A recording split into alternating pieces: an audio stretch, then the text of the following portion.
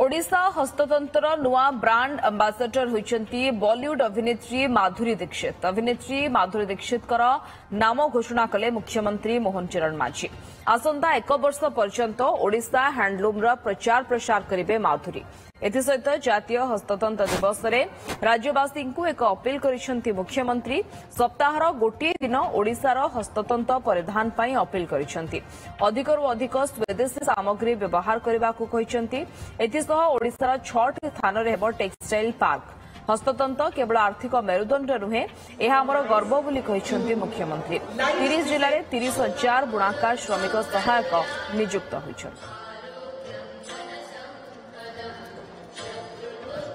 आज एक स्वतंत्र भाव आमे आमर ये कार्यक्रम को आग को नापी बॉलीवुड प्रसिद्ध सिने एक्ट्रेस अभिनेत्री तथा फैशन आइकन श्रीमती माधुरी दीक्षित नेने जी को आम ओडिशा हैंडलूम ब्रांड एम्बेसडर भाव में आम 1 वर्ष सहित आम अनुबंधित आम कर माधुरी दीक्षित संपृक्ति रे आमर ये जो हैंडलूम देशर जो फैशन जगत अच्छी से क्षेत्र में प्रवेश करवा एवं जो नुआ पीढ़ी जो माने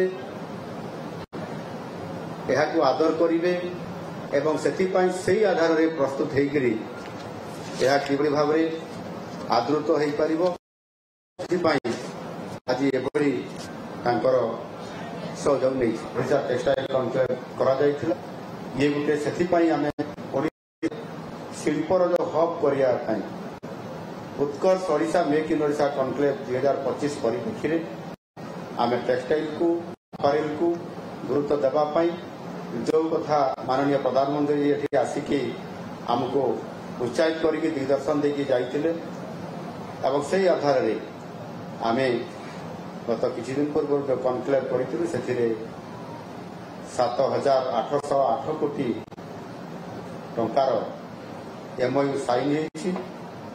ओडिशार विभिन्न दिगरे विभिन्न अंचल 6टी जगार यार स्वतंत्र पार्क होछि। It is with deep respect and joy that I stand before you today, not just an artist, but as a humble admirer of the living heritage that Odisha carries in its every thread, every carving, every heartbeat. When I first draped a Bonkai sari or ran my fingers across a finely woven Sambalpuri Italy, I didn't just feel the fabric, I felt the soul of a weaver, the rhythm of her loom, the warmth of her hands, and the legacy of generations speaking through silent patterns. These aren't just textiles or handicrafts. They are living testaments to Odia resilience, Odia creativity, and the timeless bond between art and identity.